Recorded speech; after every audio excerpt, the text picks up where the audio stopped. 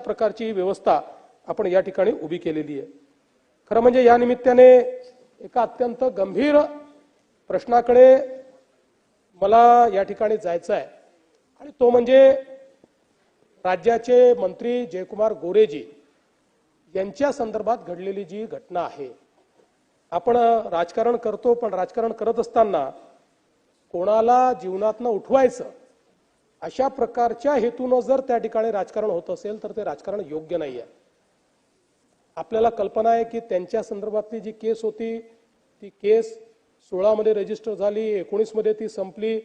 खरं म्हणजे ते तेव्हा सत्ता पक्षातही नव्हते, ते आमच्या सोबत नव्हते, पण ती हरकत नाहीये कुठेही असलं तरी।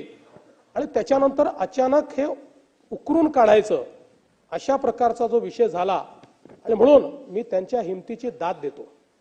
एखादा व्यक्ती अशा परिस्थितीमध्ये आपण दोषी आहोत का नाही आहोत, बाबा हे घरच्यांना अपमान नको, समाजात अपमान नको म्हणून अशा गोष्टी मिटवता येतील का प्रयत्न करतो। पण त्यांना लाचेची मागणी झाल्यानंतर की आम्हाला हे प्रकरण मिटवायचं, त्यांनी हा निर्णय घेतला की मी या प्रकरणात दोषी नाही, मला कोर्टाने त्यात सोडलेलं आहे। त्यामुळे त्यांनी पोलीस स्टेशनला जाऊन तक्रार केली। तक्रार केल्यानंतर ट्रॅप लावला। ट्रॅप लावून सगळं कन्व्हर्सेशन हे त्या ठिकाणी टेप झालं, सगळी मागणी टेप झाली। अनेक कन्व्हर्सेशन्स आहेत जे सगळे त्या ठिकाणी पूर्णपणे टेप केलेले आहेत। आणि हे टेप झाल्यानंतर मग ज्यावेळेस पोलीस विभागाची खात्री पडली की मागणी योग्य, म्हणजे मागणी केलेली आहे, तक्रार योग्य आहे, त्यावेळी पोलिसांनी सापळा रचला आणि प्रत्यक्ष त्या ठिकाणी हँडओव्हर करताना कॅश त्या आरोपीला पकडण्यात आलेला आहे। त्यामुळे हा ब्लॅकमेलिंगचाच प्रकार होता। अशा प्रकारचं ब्लॅकमेलिंग नेत्यांच्या विरुद्ध कोणी करेल आणि आपणही त्याला हवा देण्याचा प्रयत्न करू, शेवटी त्यांच्याही घरी 22 वर्षाची मुलगी आहे, त्या मुलीवर त्याचा काय परिणाम होत असेल याचाही विचार आपल्याला केला पाहिजे। आणि म्हणून मला याच्या पलीकडे जरा अधिक जयंतराव गंभीर प्रकरण मांडायचं आहे। म्हणजे याच्यामध्ये तर 3 तक्रारी झाल्या आणि या तक्रारींमध्ये असं लक्षात आलं की एक नेक्सस होतं। ही जी काही महिला आहे, त्यानंतर तुषार खरात नावाचा एक तथाकथित यूट्यूबर आहे तो, आणि असे काही लोकांचे नेक्सस आपल्याला त्या ठिकाणी पाहायला मिळालं। याच्यामध्ये 3 तक्रारी झाल्या।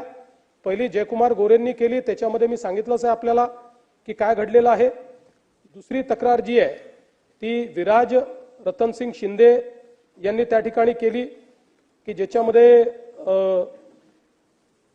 परत अशा प्रकारचा हा जो गुन्हा आहे त्या गुन्ह्याच्या संदर्भातली आहे। आणि तिसरी तक्रार तळबीड पोलीस स्टेशनमध्ये उमेश मारुती मोहिते यांनी केली। कारण ही जी महिला आहे ही सरसेनापती हंबीरराव मोहिते यांच्या घराण्याची आहे वगैरे अशा प्रकारचा जो खोटा प्रचार करण्यात आला त्याच्या विरुद्ध ही तक्रार त्याच ठिकाणचे उमेश मोहिते यांनी केली। आणि एक तक्रार फिर्यादी शेखर पाटोळे यांनी केली की ज्या तक्रारीमध्ये त्या ठिकाणी 2 इसमांनी त्यांना लाथाबुक्क्यांनी मारून हार्ड डिस्क हिसकावून घेतली वगैरे अशा प्रकारच्या 4 तक्रारी या ठिकाणी झाल्या। आणि मग याच्यामध्ये 3 लोकांना अटक झालेली आहे। एक ती महिला आहे, दुसरा हा रिपोर्टर तुषार खरात आहे आणि तिसरा एक अनिल सुभेदार आहे। आता या सगळ्यांचं जे काही या सगळ्यांनी मिळून हा कट रचला, याचे सगळे पुरावे सापडले। यांचे व्हॉट्सअप कन्व्हर्सेशन सापडलेले आहेत, यांचे 150 फोन आहेत, ते फोन सगळे सापडलेले आहेत आणि कशा प्रकारे कट रचला हे लक्षात आलेलं आहे। पण दुर्दैवाची गोष्ट पुढची आहे, ती गोष्ट अशी आहे की याच्यामध्ये थेट या सगळ्यांशी पूर्णपणे संपर्कात राष्ट्रवादी काँग्रेस शरद पवार गटाचे लोक दिसतात।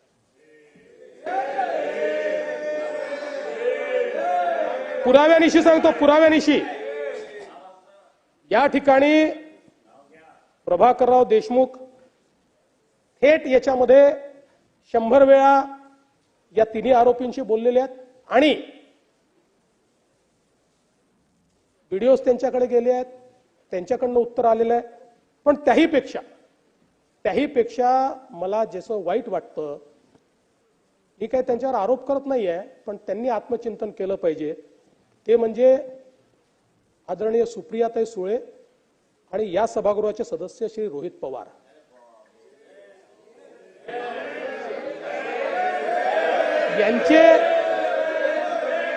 यांचे कॉल्स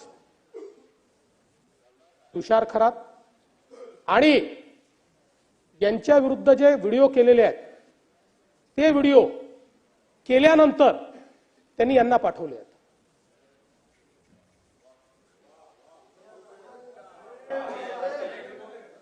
पण उत्तर मी तुमच्यावर आरोपच केलेला नाही. आता याची चौकशी होईल. पण कुठेतरी हे चाललं काय आहे? आम्ही एखाद्याला आपण राजकीय शत्रू नाही आहोत, आपण राजकीय विरोधक आहोत. पण अशा प्रकारे कोणाला जीवनातनं उठवून टाकायचं, अशा प्रकारची कॉन्स्पिरसी जर या ठिकाणी होत असेल तर हे चुकीचं आहे. आणि म्हणून 100% सगळ्यांनीच लक्षात घेतलं पाहिजे. आणि म्हणून अध्यक्ष महोदय, खरं म्हणजे